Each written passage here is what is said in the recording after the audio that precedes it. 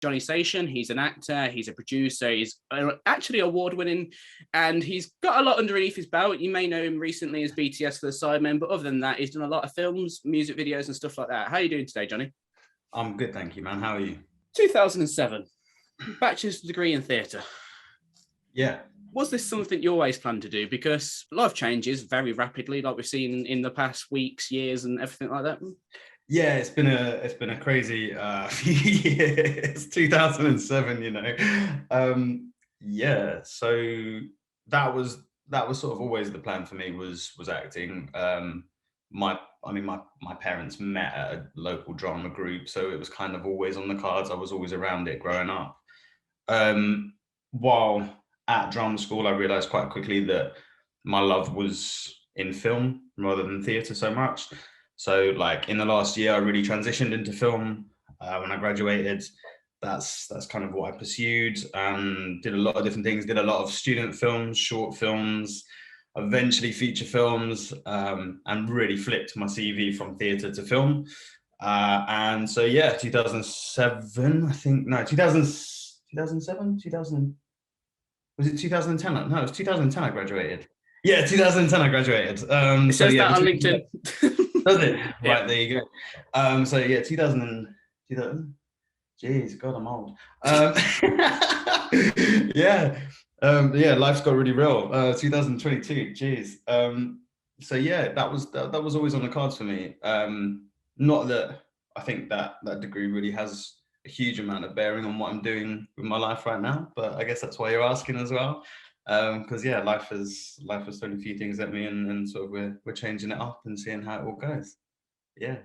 2015 was quite a monumental year for you because you released Shadows, and that won you 3 awards. But it must be quite euphoric, or have some kind of euphoria. I can't even speak myself now. Oh no, it's catching. Right, let's try it. Yeah. So, 2015 was quite a big year for yourself because you released your own short film called Shadows, and it allowed you to win 3 different awards. They were for the Best Science Fiction Film, Best Foreign Film, and the Audience Choice Sci-Fi Award. How did it feel to actually win those awards? Because surely when you're creating content, you're doing it for the passion and for the fun of it, not to purely win those awards. 100%. I think when you're getting into things like that, you don't really think about the awards. At the time, I am still working with a very talented director and visual effects artist called Luke Armstrong. He wrote and directed Shadows and co-produced it with me. So that's with our company called Inspired Pictures. That was our first film together. Prior to that, I think I produced about 8 short films, all of which had done quite well. But Shadows, for me, I felt really passionate about. I quite like the sci-fi genre. I like action. It was something that I was interested in, and we really wanted to make good commercial content as well. I think a lot of film festivals and stuff, it's quite niche. We wanted to make content that you could put out there and sort of global audiences would really enjoy. So when we did a Kickstarter for Shadows, we managed to raise, I think, £5,000, which I think the film's only 12 minutes long, 15 minutes long. So it felt like a lot of money at the time to be doing that with. But yeah, it was a really big short film. There were club scenes in it. There was like sort of big action sequences where you had like 30 extras, 40 extras, which at the time for a short film, it was really big. And a huge point, like for me as an actor and as a producer going, I did this. I was just happy for it all to come together and then to win an award for it as well.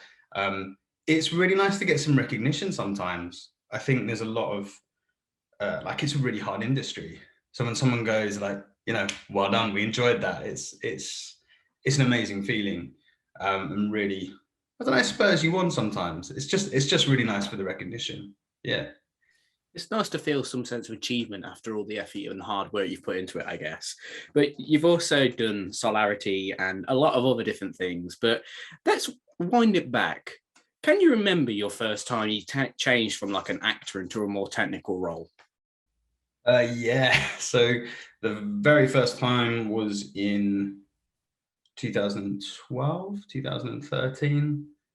I think it's been a while now, but I think about that. There were a pair of directors called the Bashford twins, Kyle and Liam Bashford. Again, two incredibly talented directors. And we did a short film called O. It was literally just called O, which was, I think, the symbol for oxygen, because it was sort of a horror thriller short film. I think maybe we needed to go a little bit stronger on the genre, like to pick a genre and go with it. But it was a really cool film that we produced. It was set in a pub. It was a sort of apocalyptic thing. The oxygen was running out. There were riots in the street, and this group of friends sort of come together for one last drink. They're, being told the world's coming to an end. So that, for me, I was playing the lead in it, but I was producing with a friend of mine at the time, and that was the very first time I stepped into producing something. So organizing things, understanding very simple at that time contracts, and what really goes into making a production. I think being on set, like I've been working on TV, some TV at that point, working on modest feature films. I say modest budget feature films, and I'd always really been interested in how everything works. Mm-hmm. I wasn't just interested in sort of sitting back and doing my bit. I was like, how does the camera work? What lenses are they using? Why are they using it? How do all the different departments all work together? How do we get the best picture? What did the lights do? Like I was interested in absolutely everything, because I think what it boils down to is I'm a bit of a control freak. Yeah. Like if I want to make something, I want to make it the best it can possibly be. So if I can understand that, I can then control that and make it the best it can be. And obviously, perspective, they always tell you, like, understand lens choices. So, if you're going on I don't know, 20 mil, 24 mil, you're going for a wide. If it's a 50, it's probably sort of a mid close up. Anything closer than that is a super close, super close and all of that. So you need to scale your performance depending on the size of the shot and all that business. So yeah, 2013, I think, was the first time. Yeah. It must be quite different for you, to be fair, because like you say, you've worked on TV, you've worked on films, you've worked on feature films, short films, all different kinds of films. But recently, let's just say it was slightly different, I guess. And you were venturing into the BTS kind of era for yourself. And I know you've done BTS on music videos and stuff like that. And I'm sure we'll get into music videos in the future of this podcast. But how did it feel to go and be BTS for New Side Plus? Because surely that must have been something completely different, because it was online media for a company which was relatively new at the time, because Side Plus, I guess, wasn't even properly announced yet. How did it feel to be included in that kind of movement? Because you're now known as BTS, as in the Sidemen fandom, as well as being just you, because some of the experiences is that they go on, you must go on them with them for Side Plus. It must be kind of strange. Let's put it that way. Yeah, it's an amazing experience. I think where I'd got to in sort of where I was in life at the point when it all happened, we were in the middle, not in the middle of the pandemic, but the first time someone spoke to me about it was sort of towards the middle end of the pandemic. And I was in, I think a lot of people that work in the industry, I think a lot of people in general weren't in a particularly happy place, shall we say, during that time. And I got approached by their management, who I'd had sort of a pre-existing relationship with. I'd done a few bits and pieces editing for some of some of the other people that they work with. And they said, "Oh, we've got this idea. It's a thing. Do you want to come along and this is what we're thinking, sort of fly on the wall, BTS. And it's not something you've done before, but do you fancy just giving it a go?" And I said, "Yeah, cool. Like, let's give it a go." And the first one I did was, I got a call to turn up at an airfield in Surrey. And they were like, can you just turn up at this airfield in Surrey and let's just see how it goes. And the first I sort of had to introduce myself because no one had been told really what was going on. Apparently, I didn't realize. I was like, oh, the boys will be prepped, everyone will know. And I turn up with my camera, and Harry had no idea who I was. We found out I was listening to the sidecast, and he was like, yeah, I didn't know who this Donny was. Like, turn up with the camera, and we just kind of rolled with it.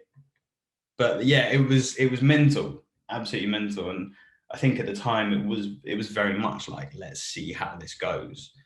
And coming from film and coming from shooting and directing music videos, I very much like to be planned. Like in general, with the shoots, in life, like everything, I like to be quite planned. And this was the first time that I just kind of, I don't know, after the last 2 years of COVID and all the rest of it, I just went, let's see where life takes this. And it's been a roller coaster and amazing as well. Like being a part of that and seeing it grow.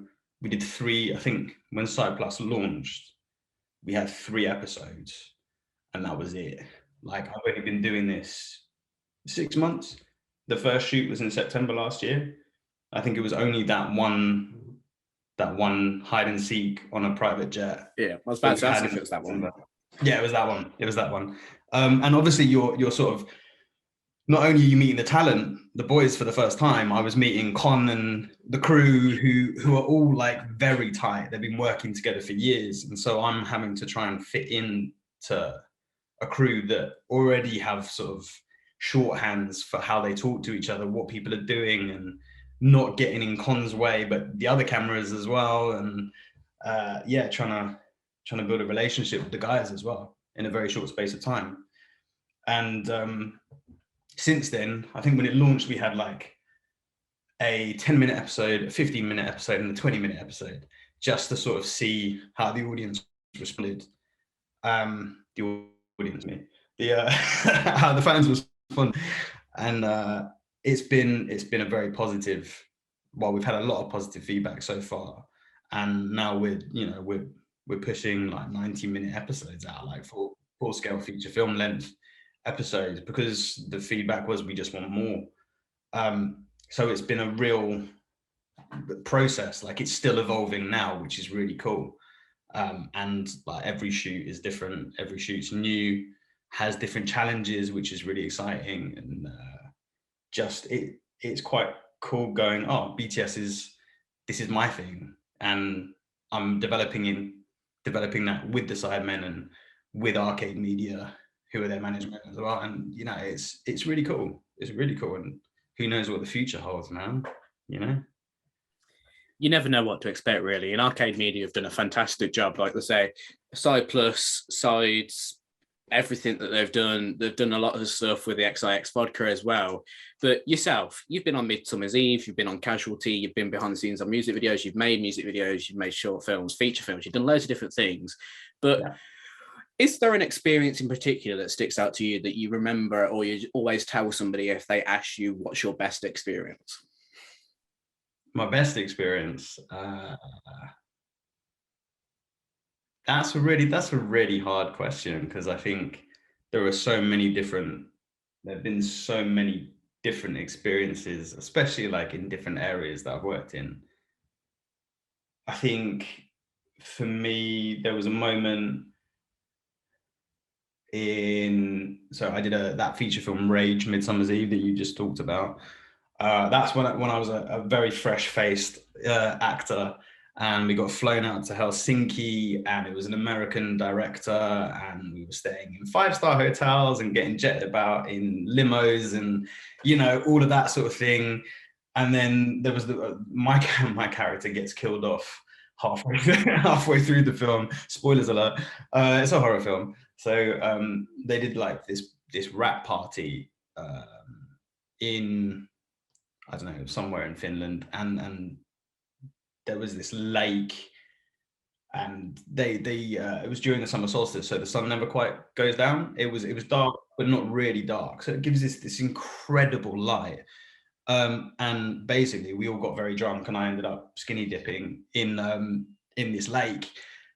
And I just remember looking up at the sort of, I guess, the moon at the time. I don't know, and just being like, this is incredible, and taking that moment in. And like, I'm not a fan. I've got a bit of a fear of the countryside. I don't really know why. And we were in the middle of the countryside, and it was the first time I was like, oh, this is cool. This is all right. Like, this is nice. That moment really sticks out for me. I really thought in that moment, I was like, oh yeah, I'm going to make it. It's going to be big, like, you know. And so it's a slightly bittersweet memory, but an amazing memory. For me, in terms of producing, two moments. Shadows, there was a club scene, and I was sort of the producer on it, the guy. I was also the lead actor. And I remember looking around this club scene, and we had there were 6 or 7 stunt guys who were coming in with sort of fully loaded weapons and meant to be doing this whole sort of big shootout scene with one of the actresses. And I was in there with the other actors, and we had all of these extras, sort of 30 extras, 40 extras, something like that, and then 30 crew behind us. And I'm like, obviously you're a team, but I think as a producer, I was like, oh, I made this happen. Like, that was really cool, taking a moment and looking around and going, oh, I'm obviously with the team, but I was a huge part of making that happen. And that was a really cool experience. And then during the pandemic, we finished our feature film, Solitary. And that was getting that film made was a miracle. Yeah, I think anyone that tries to make a feature film in the UK that understands what independent film budgets are like and all of that, that film has been distributed around the world, which is for me like huge. Yeah, from a sales point of view, like from a distribution point of view, it's done incredibly well. I think there were times where, I don't know, as actors, we had like one take. That's the kind of situation we were dealing with. Like we had to shoot a feature film in like 12 days, 11 days, 11 days, 11 days, 11 days, which was absolutely mental. They're like 11 days. And I think principal photography was done in 9 days. So yeah, most of it was in one location, like on one set, which was really cool. And then we had a few days sort of on different locations outside. But yeah, principal photography 9 days, total I think 11 days. And we did all of post-production, everything in-house. And for that, then, like, I think a lot of people will either love it or hate it. They'll either get it or they won't. But for what we were doing, and to get that, like, it had a small theatrical release in the US. Someone sent me a poster of it in Korean, like the little Korean writing underneath with the yeah, like it was crazy seeing our poster in Korean. Like that blew my mind a little bit. So that was a big moment. And then for me with the Sidemen and sort of coming into this new part of my life, which is now a huge part of my life, I always wanted, I think everyone at some point in their life goes, oh, I'd love to fly on a private jet. Or like growing up, I didn't get to travel too much. It's only as I've got to an adult that I've been able, like in a very fortunate way, to be able to travel. And you always look behind the curtain and go, oh, first class or business class and all of that. And getting flown out to Dubai, and Toby literally just at the front desk being like, yeah, let's upgrade to first class, and we're upgrading you as well. It again, like, had a moment of just blowing my mind that, one, I was going to get to do it, but I'm working with people that are so cool, and that he would just casually do it, and would think to upgrade me as well. Like it was a very lucky. I feel very lucky to be working with good people. I've got to a point in life where I'm like, life is too short to be working with. I was going to use a term there, but I'm not going to because it's getting recorded. But life's too short to not be working with good people, and I'm in a very fortunate position right now to be working with the boys. They're really good to work for. I was going to say, let's put it this way: you're in a position where you can choose who you want to work with, and that is a blessing for everyone, to the point where you are that busy nowadays that you can turn down jobs. You can say, yes, I want to do this. Yes, I want to do that. Like you spoke briefly to me before this was recorded, that you've literally had to get a calendar, and that's something you'd never really had before. But you've worked on a lot of different stuff. You're a jack of all trades, essentially. But how do you go from theatre to recording music videos? yeah. So I bought my first camera, which was it was the original Blackmagic Pocket cinema camera. I think about 6 years ago, only 6 years ago. And again, the director that I was working with at the time, actually at the time, but also now, Luke Armstrong, comes from a camera background. And I was like, bro, I really want to shoot my own stuff. Like, how do I do it? So bought this little camera and just started picking stuff up and figuring it out, and sort of learning the basics from him, understanding the fundamentals of how a camera works and how to capture the image correctly. And then jumped on YouTube, and basically anyone that I could find that I think creates great content and tells you how to make content, for me, like I'm in a very cool position where I can talk to Con, or I'm watching videos that he's putting out. I'm working with this guy, man. I know I take the mick out of him all the time, being like, I'm just trying to be like you, bro, all the time. But we have a great relationship, but it is a cool position to be in. But also people like, I don't know, James Matthews, Philip Bloom, in the UK, they can't now. People like that in the US, trying to just watch everything that they were doing, any camera reviews of all of that sort of thing. So yeah, picked up that camera, and then anyone that would let me shoot anything, I'd film it. I was sort of filming bits and pieces for free or for very, very low pay. You know what it's like when you first start out. I think a lot of people know your worth. I'm like, yeah, but you do have to know your worth, but you got to prove that you're worth it. I think also when you're in media, people go, cool, you can shoot video, but like, show me, what have you got? So I was aware that I needed to create a show reel or something. So bought that Blackmagic, and then a few years down the line, saved up and bought a Sony FS5, which, other than the camera that I'm using right now, has been my favorite camera to date. At the time, that camera was incredible. I think it's still a really good camera now. Bought that camera, bought a gimbal. Still wasn't like great.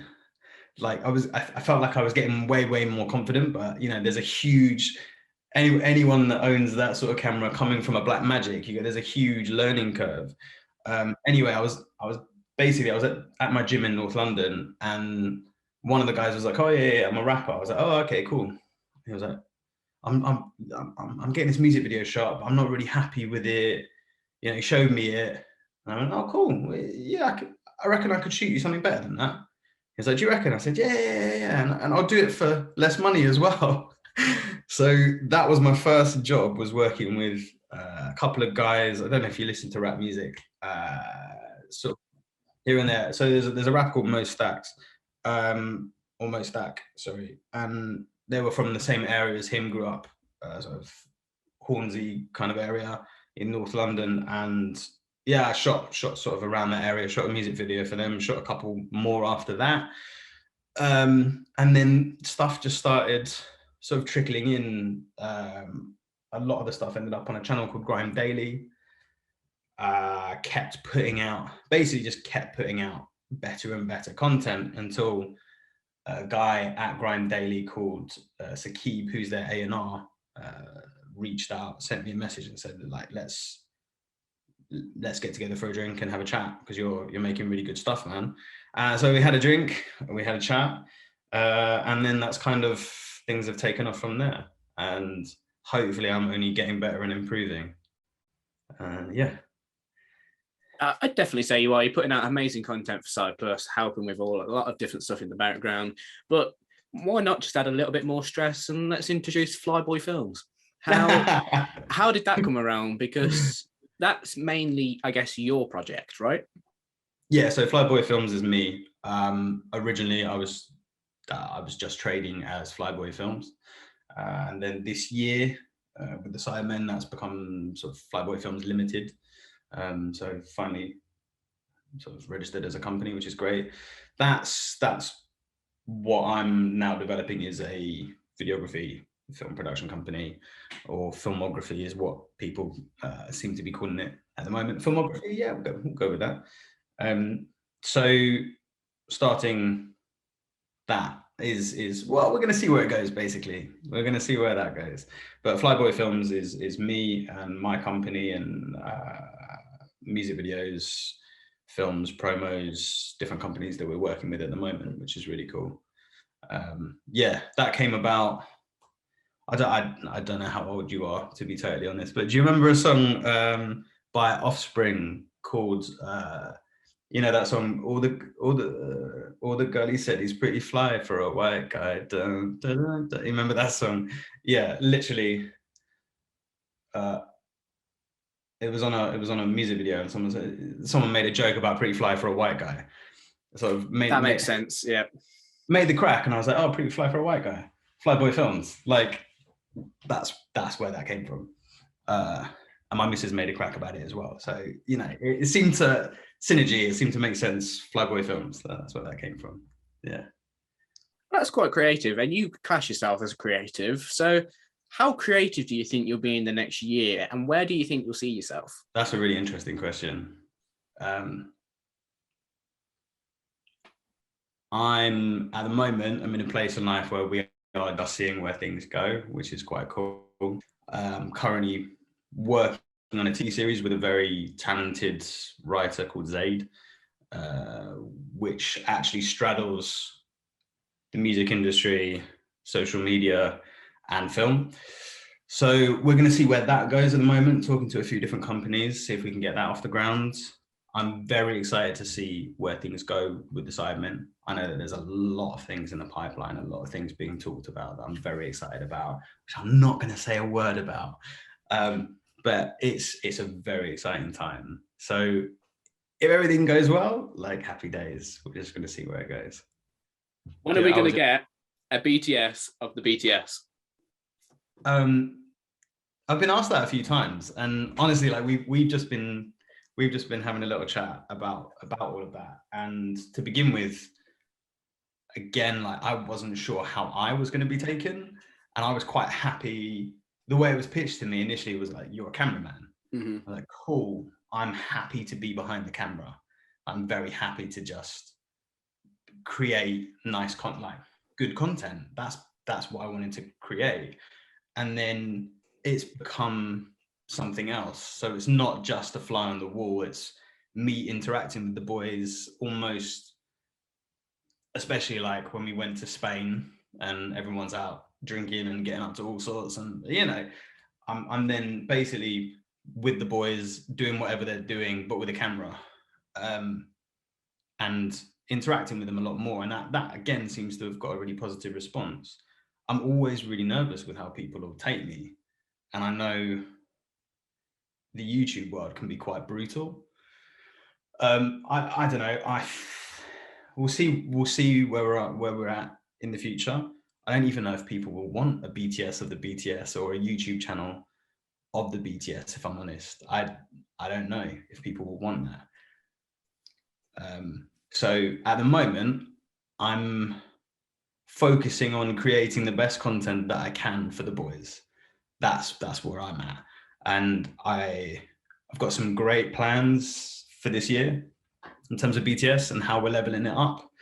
And I want to basically like get it to the point where I'm really happy and sit back and I'm proud and I go, that's perfect. Like, that's wicked. That's as good as it's possibly going to get. And then I'll think about me and what I might want to do. But at the moment, I'm very happy sort of almost being this faceless character behind the camera and just sort of rolling with what happens. Yeah.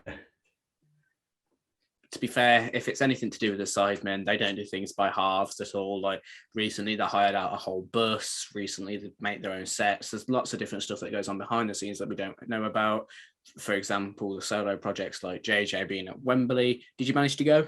I did, yeah. How was it it? was mental, absolutely mental. I said to him, we were literally filming yesterday, and I said, mate, I can't believe 2 days before I was shooting a video with you, and I'm proper digging him, like taking the mick out of him, and then he's up on stage performing to 12,000 people. I think they said were there 12,000 people. It just blew my mind seeing that. Yeah, it was crazy. I'm gonna sum it all up because, like you say, you don't really know what's next, but the future is what's to come. So if you had to give somebody a piece of advice to help them in the future, what bit of advice would you give them? Is it something that you've received yourself or something that you've always lived by?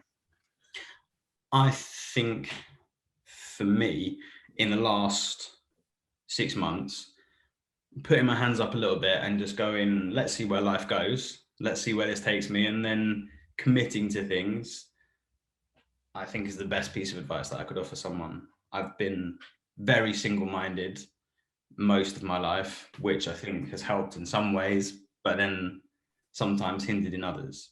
So I think know when to take your hands off and just see where life goes.